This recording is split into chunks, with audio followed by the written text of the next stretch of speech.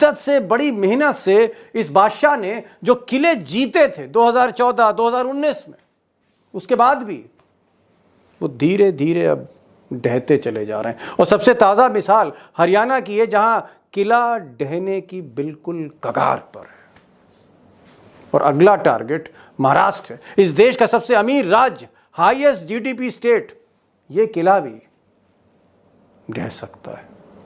अब दोस्तों, हरियाणा का तो हाल ही मत पूछिए। आलम यह है कि बीजेपी से कोई लड़ने को बड़ा नेता तैयार नहीं है।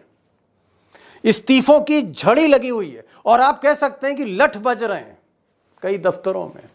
और जिनको टिकट दिया जा रहा है, बदकिस्मती देखिए कि उनको टिकट वापस करना पड़ रहा है। यह हाल है। क्या सर्वे की मैं बात करूं। और उधर अगर आप महाराष्ट्र देखें तो महाराष्ट्र में ऐसा लग रहा है कि जैसे मोदी जी का जो गुब्बारा है, मोदी और अमित शाह का, उसकी हवा निकलनी अभी से शुरू हो गई। चुनाव दिवाली बाद हैं, हवा अभी से निकल रही है। अब इधर महाराष्ट्र में कई सर्वे आए, पॉलिटिकल पार्टीज़ के सर्वे आए, बीजेपी का, कांग्रेस के इंटरनल सर्वे, इंटेलिजेंस का सर्वे। लेकिन एक सर्वे जो आज ट्रेंड कर रहा है सोशल मीडिया पर, ट्विटर पर, फेसबुक पर, वो लोक पोल का सर्वे। और ये जो सर्वे है, इसमें साफ जिक्र है, इसमें साफ दिख रहा है कि बीजेपी के हाथ से किस तरह से गेम निकल रहा है। अगर आप ये सर्वे देखें एक नज़र में, तो एनडीए यानी बीजेपी की तरफ से देवेंद्र फडणवीस, उनके पीछे मोदी, शाह और अजीत पवार जो एनसीपी के हैं, एकनाथ शिंदे जो मुख्यमंत्री हैं, शिवसेना को लीड कर रहे हैं। ये जो एनडीए की जो तिगड़ी है, ये 288 के असेंबली में, हाउस में, इनको 115, 128 दिखाया गया, यानी बहुमत से नीचे दिखाया गया। और अगर आप महाविकास अघाड़ी देखें, कांग्रेस, शरद पवार और उद्धव ठाकरे की जो तिगड़ी है, तो ये 141 से 154 के आसपास, यानी सरकार बन रही है, बहुमत इनको मिल रहा है। और जो बाकी अदर्स हैं, अदर्स तकरीबन आप कह सकते हैं 5 से 18 के हैं। लेकिन अदर्स की इंपॉर्टेंस तभी है जब असेंबली फ्रैक्चर्ड हो, भंग हो।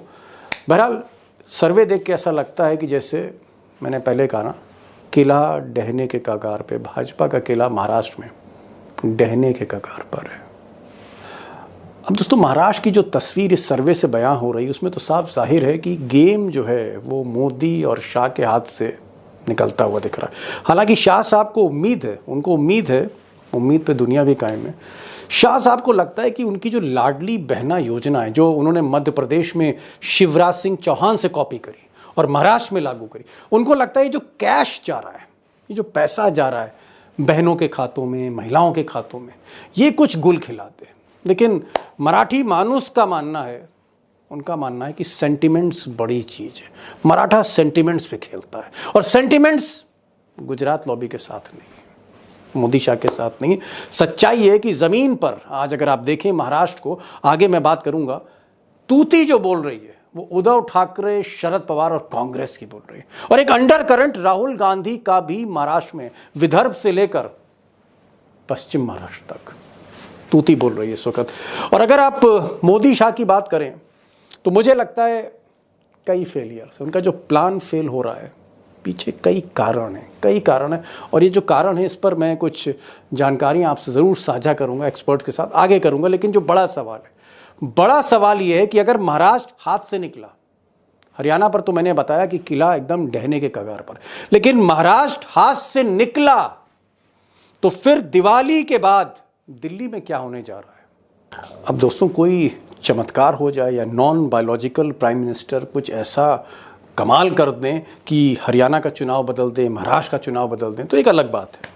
लेकिन नेचुरल कोर्स में ऐसा लगता है कि कई राज्य हो, चाहे जम्मू कश्मीर हो, चाहे हरियाणा हो, चाहे महाराष्ट्र हो, चाहे झारखंड हो, फिज़ा अच्छी नहीं है गुजरात लॉबी की, और हो सकता है चारों राज्य हाथ से निकल जाएं।